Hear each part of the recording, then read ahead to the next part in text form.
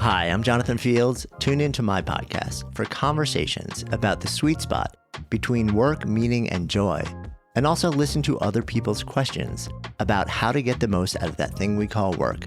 Check out Sparked wherever you enjoy podcasts. From LinkedIn News, I'm Jessie Hempel, host of the Hello Monday podcast.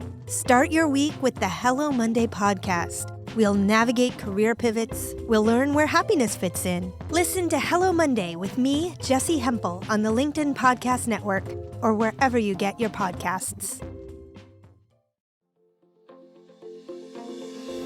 Hello, my friends, and welcome to another exciting episode of Negotiate Anything. This show is produced by the American Negotiation Institute, and with over 5 million downloads and listeners in over 180 countries, listeners just like you have made this the #1 negotiation podcast in the world. Hi, my name is Kwame Christian, and I am the founder and CEO of the American Negotiation Institute. Here at ANI, we believe that the best things in life are on the other side of difficult conversations, and we are passionate about providing you with the best content that will help you to make your difficult conversations easier, both at work and at home. Lastly, I want to remind you that we offer consulting and conduct trainings, both virtually and in person, all around the world. Our focus is in 3 main areas. First, negotiation and conflict resolution. Second, leadership. And lastly, diversity, equity, and inclusion. Check the link in the description below to learn more about how we could work with you and your team. And now, without further ado, let's jump into the interview.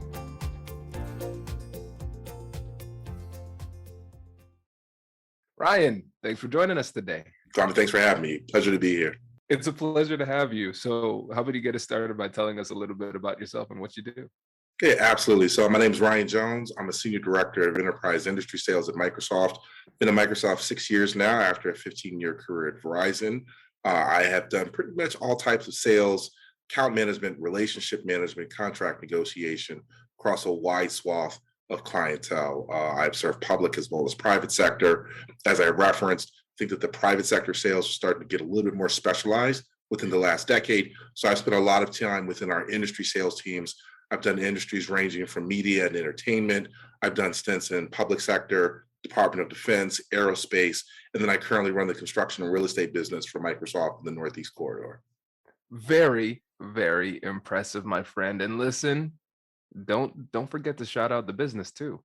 Yes, absolutely. So in addition to the core day job, I run Adapt and Advance. Adapt and Advance is a sales excellence firm. We work with clients large and small. We bring best practices from the enterprise sales teams to the smaller, medium businesses that are just getting started. We do a lot of strategies on growth, on business development.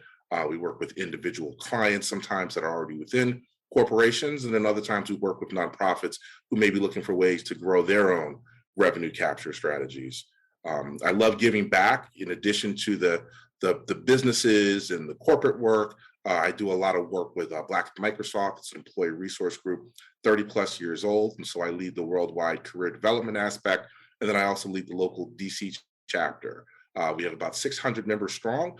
We do all sorts of things, but the core 3 things that we work on are improving the experience of African-American employees within Microsoft, improving sales, recruiting, retention efforts to bring new talent in, and then we look to influence and impact the next generation of tech leaders. So we do a lot of work with nonprofits, school systems, universities, ensure to help accelerate the path to success for other young students.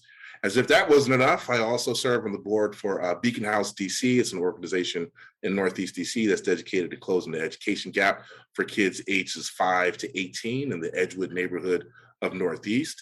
And then I still have time to keep a happy wife at home, along with 2 small kids that take up all of my time and are looking to take up all of the money that they can too, as well, as it would seem. That is impressive. That is impressive. Well, we're glad to have you here. And everybody, if you want to connect with Ryan, we have the link to his business website and his LinkedIn. Those will be in the description of this episode. And today we're going to talk about balance. And after hearing the incredible amount of things that Ryan does, I know you're thinking about work-life balance. That needs to be another conversation.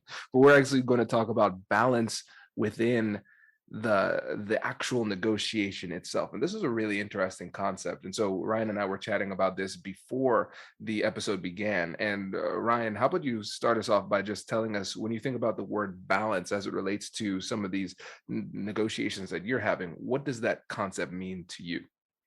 I think that with any negotiation, there's two parties that are trying to get to a future state. They're trying to get to a goal. They're trying to improve something. They're trying to move something forward. There are generally other factors that make up the negotiation: price, time to buy, other competing factors, quality of service, et cetera, et cetera. But at the end of the day, you're trying to get somewhere and get something done. I feel that those two forces can sometimes move. If you think of the negotiation as kind of a vehicle that's going along a path, right? Those opposite forces can sometimes sway that vehicle to the left or to the right. If you get too far to the left, then you're going off track. If you get too far to the right, you're off the path.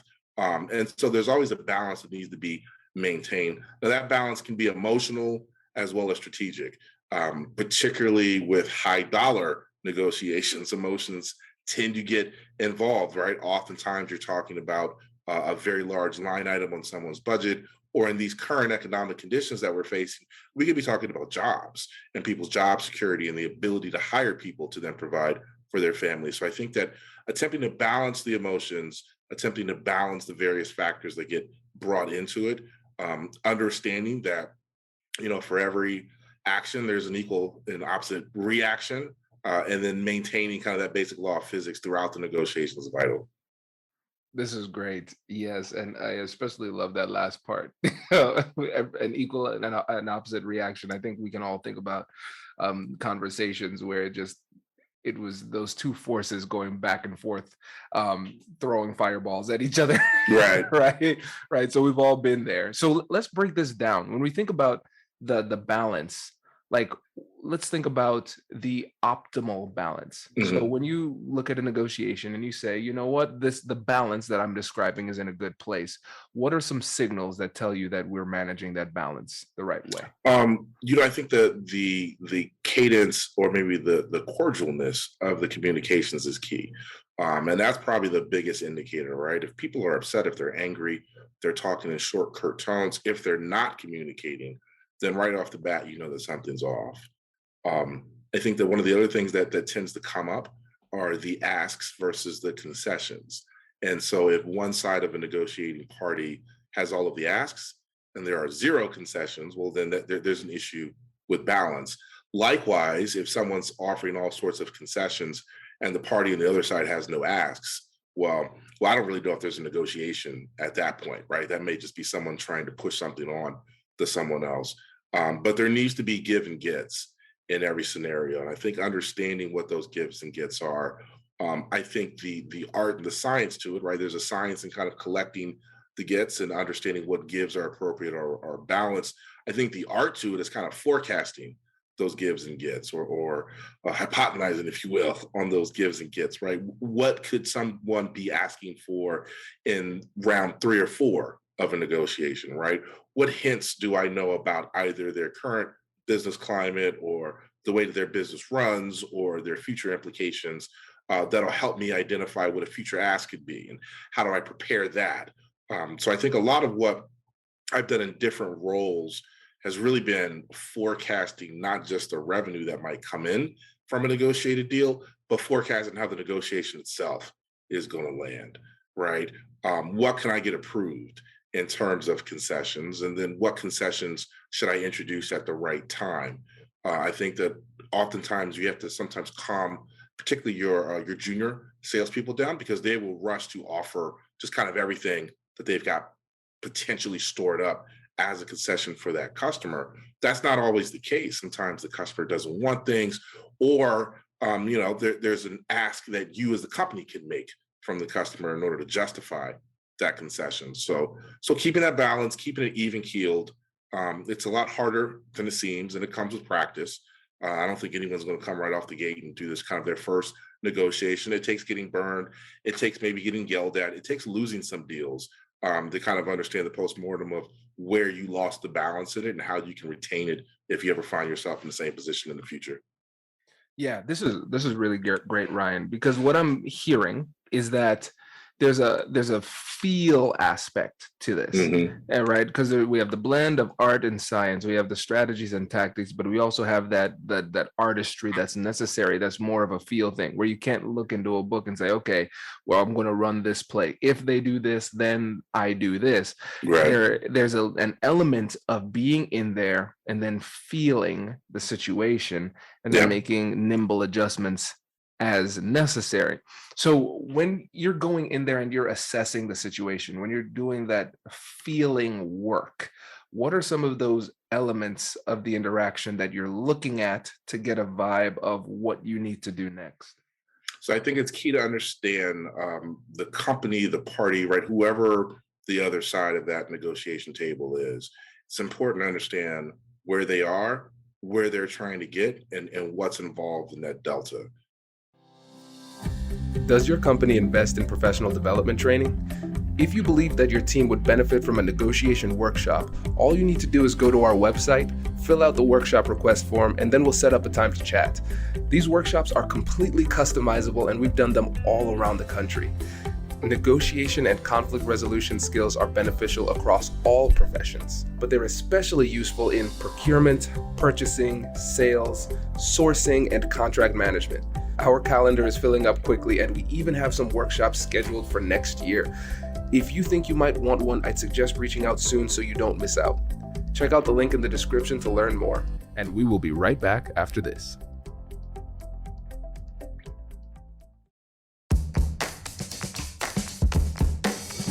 Hey you, I'm Andrew Seaman. Do you want a new job? Or do you want to move forward in your career? Well, you should listen to my weekly show called Get Hired with Andrew Seaman. We talk about it all, and it's waiting for you, yes you, wherever you get your podcasts. Brace the rudders! Raise the sails! Raise the sails! Captain, an unidentified ship is approaching. Over. Roger. Wait, is that an enterprise sales solution? Reach sales professionals, not professional sailors. With LinkedIn ads, you can target the right people by industry, job title, and more. We'll even give you a $100 credit on your next campaign. Get started today at linkedin.com/marketer. Terms and conditions apply. Because ultimately, that's what they're looking to achieve. I do a lot of nonverbal body behavior reading, right? I took a phenomenal course at George Washington University School of Business by Professor Sal DeVita, who unfortunately is no longer with us, but he talked about something that he called uncommon sense. And it was being able to read nonverbal body language in order to understand someone's personality traits and their value systems. So I've employed a lot of that over the course of my 20-year career. It's been fairly successful so far, but understanding someone's personal points, right? Like what personality are they bringing to that negotiation table, kind of what their values are, will sometimes give you an indication of how they're willing to proceed from a business perspective. And it'll allow you to know if I'm dealing with someone perhaps in the Midwest, there's a way that I open that conversation, right? There's a way that I have an actual conversation. Whereas if I'm negotiating with someone in downtown New York City, I'm getting right to business. Because that time is valuable. There's probably somebody else coming in the next 30, 35 minutes is going to be doing the exact same thing. So I think that sometimes it's that. I think that sometimes when you're negotiating internationally, there are other pieces that come into play. I think understanding previous negotiations is also valid. I can tell you that anyone that works at Microsoft has run into a scenario where they're making up for the sins of an account team or a negotiation gone bad over the course of the last 40 plus years, right? And so having some sort of an understanding of what that client's experience has been within those negotiations, what that experience has been utilizing those products, utilizing those services, lets you know kind of how educated of a consumer that you have. And if you've got someone that maybe you need to help them understand some things more, or if you've got someone that kind of knows it and is kind of looking to angle and kind of see what's the best deal, the best price they can get out of you. Oh, this is good for a number of reasons, because what I'm hearing is that even though there is a significant amount of feeling that will have to go in, you have to go in, assess the situation. You're not exactly sure what's going to happen. So you need to make moves and reads at the table, which can be daunting, can feel daunting, especially for people who are newer at this, who don't have those reps. But what I'm hearing is that the process is assisted by the amount of dedicated preparation that you put into the process, right? Because you're taking the time to do research, you're understanding the context, you're understanding the other side, you're understanding what their wants and needs are, you're understanding the historical context, which could include the market, the organization, and the past people from your team who have interacted with them, good or bad, right? You need to understand all of that. And then from there, you can hypothesize what may or may not occur. And then we can create these hypotheses, but then also recognize when there are deviations where we say, okay, I anticipated the deal range to be around here, the concessions to look like this. Now, if there's a deviation from that, that triggers a little bit of curiosity, like, oh, you see, now I'm making a read based on what I anticipated this was going to be, and then the deviation from expectation and reality. So there's a lot of preparation that goes into feeling confident in the assessments you're making during the conversation.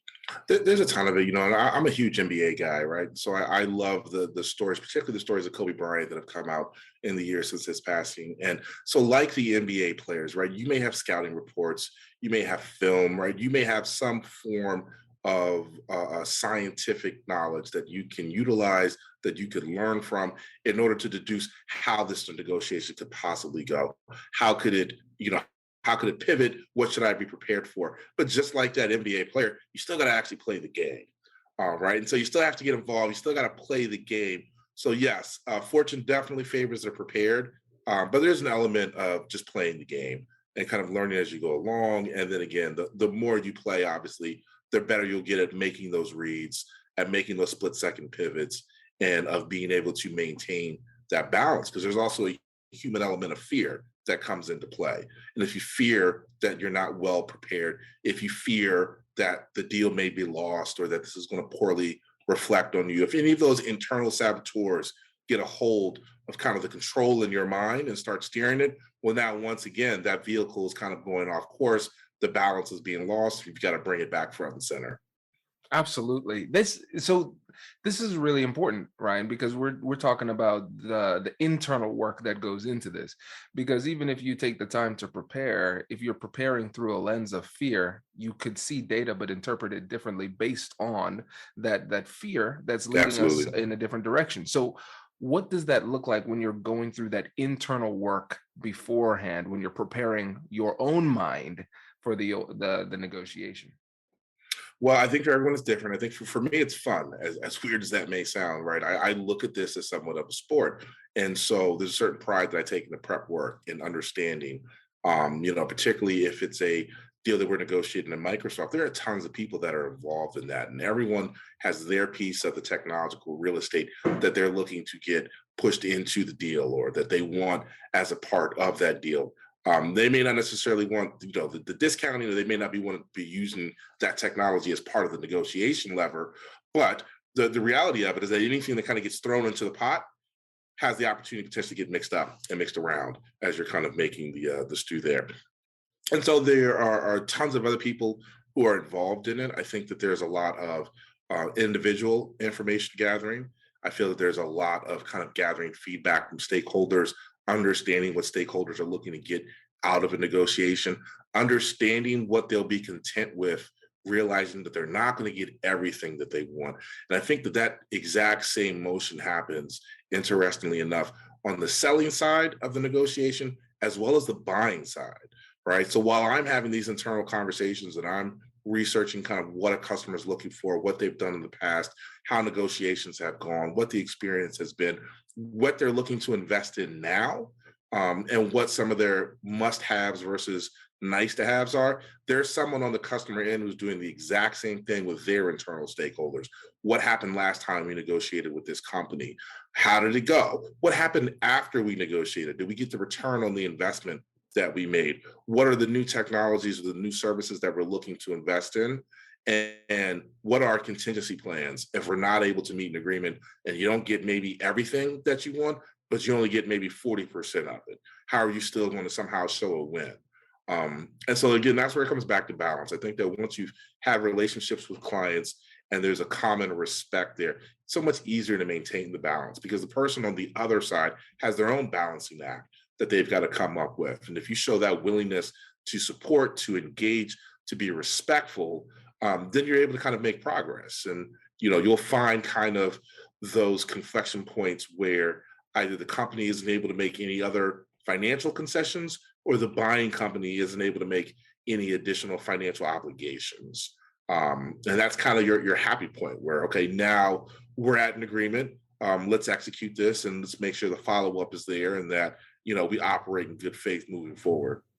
Yep. This is really good. And one of the things that you mentioned in passing that I want to dig deeper into is the fact that you said a common respect makes it easier to find that balance. Yes. And I think that we can't overlook that too, because a lot of times we think about these strategies to solve simple problems. And sometimes the strategy that we need is quite simple, and mutual respect can help us to manage that balance. Yep. So instead of thinking about complicated strategies, like I'll say this, I'll do this at this time, it's like, okay, no, if we just think about it from the common principle of mutual respect, it makes it easier for both of us to strike that balance. And so when you think about mutual respect in these types of interactions where we have two people whose interests seem to potentially align but can conflict at certain areas, how do you demonstrate and cultivate mutual respect in these tough negotiations? That's a great question. So I think it depends on what the previous relationship has been with that person. But let's jump right to the hard one. So let's say there is no previous relationship with that person and you're meeting for the first times now to negotiate through something. If you are the selling party of that negotiation, that buying party is probably coming to the table with their wall up, their defenses up, and they're looking to set a tone.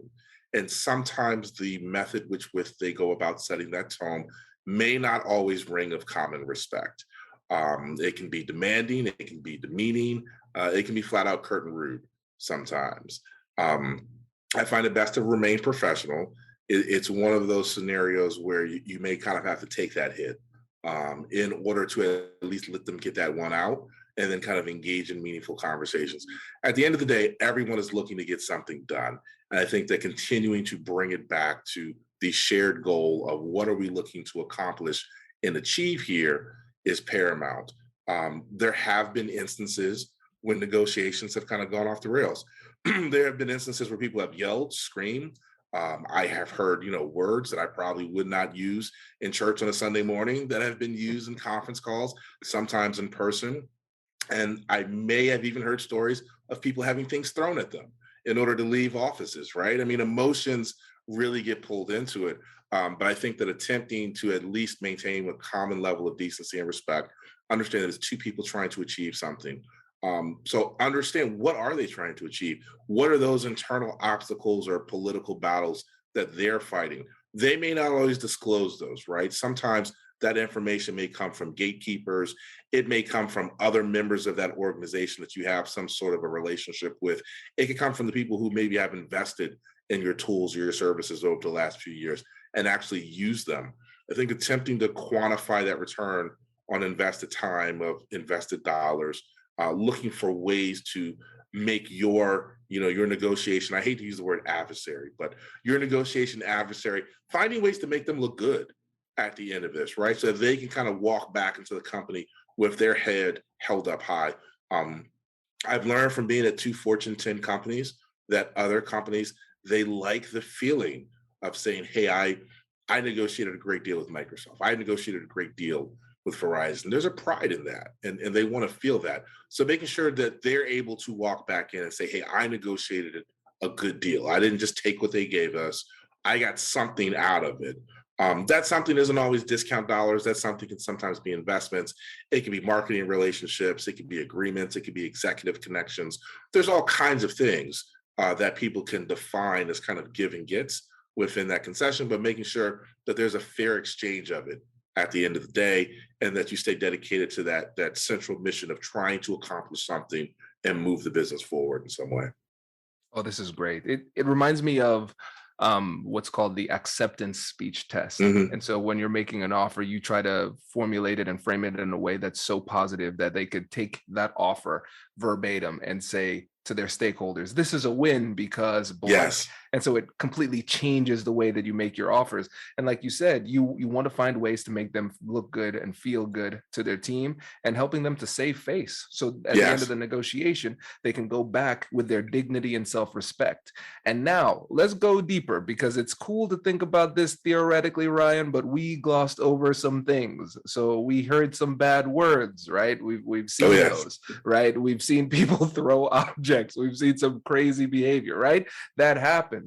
And now what I think would be interesting to the audience is the fact that people from the outside looking in would say, okay, Ryan Jones, high flying executive here at Microsoft, closing these big deals, Fortune 10 company, this is massive. So you always are coming in with the leverage, bullying people around, throwing them around, getting the deals that you want. And if they don't like it, then they could walk. I think that's the assumption that people would hear, that come into this podcast with. And so I think they'd find it really interesting that sometimes you are seeing the bad behavior of other people. And then you said, sometimes you have to take that hit and let them get that one out, and then refocus the conversation.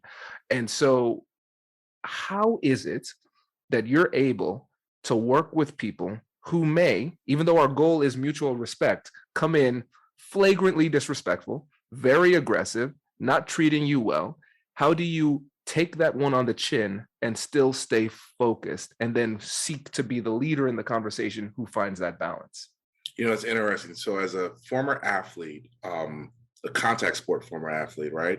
I kind of like when you get that first hit, because now you feel that you're actually in the game. So there's a small degree of that. Now I've had to calm some people down that have worked for me, that have been in that scenarios where a customer maybe's gotten out of pocket, and help kind of guide them on how to bring it back in.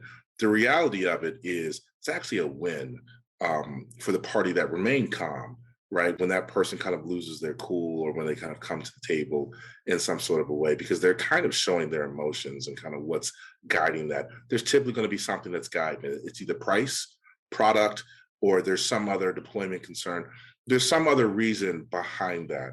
And so I think that the judo move there is to identify what sparked that communication style in the first place. Perhaps put a pin in it for later, perhaps go back and, circle the wagons and kind of have a conversation with your team about it. But there's something there, right? Now, there are rare cases when there isn't something there, and that's just someone's prickly personality. I think that there's also an appreciation that we need to have for the procurement officials or the other executives that may be negotiating this job. They are protecting the shareholder value of their own companies. And so they're looking to make sure their companies can spend as little as possible and get the maximum benefits out of it.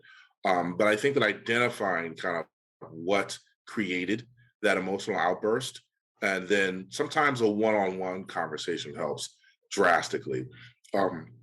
I love it when my team comes to me and they say, hey, someone's furious and they want to speak to someone in leadership, because now I get that one-on-one conversation. And it's completely different, as you well know, when you show up to negotiation and I've got my players on my side, they've got their players on their side. And even if a point is made, there's a certain persona, a certain perception that needs to be maintained because everyone's watching. And so there can't be any display of weakness. And sometimes when you get folks one-on-one, they're able to disarm that, and you get back to it just being two actual people kind of having a conversation. Now, everyone's not a nice person out here, right? And so I've run into scenarios where I have had team members that have had to deal with racist comments, sexist comments, homophobic comments, right? Something where, similar to a parental relationship, you say, oh, no, I'm stepping in now. And now I'm having a conversation. And that's still a one-on-one conversation. Sometimes it's a verbal communication in order to make sure there's a timestamp associated with it, and that people know that, hey, we can negotiate, but we're drawing the line on certain things, and certain things won't be brought into a negotiation. I try to always look for the silver lining. And so we've had scenarios where we've negotiated deals and where people have just said things that, just really don't have a place in the actual business negotiation itself. Well, what that does is that now actually creates some bit of a leverage for our team, because we can escalate that on the customer end, right? We can make people aware of that. Typically, that's going to bring in either a peer executive or a higher ranked executive that's probably going to handle things going forward. And they're going to come into it a bit repentant if you will, looking to make up for that because they know that was inappropriate or that someone didn't reflect their business accurately. It does not happen very often.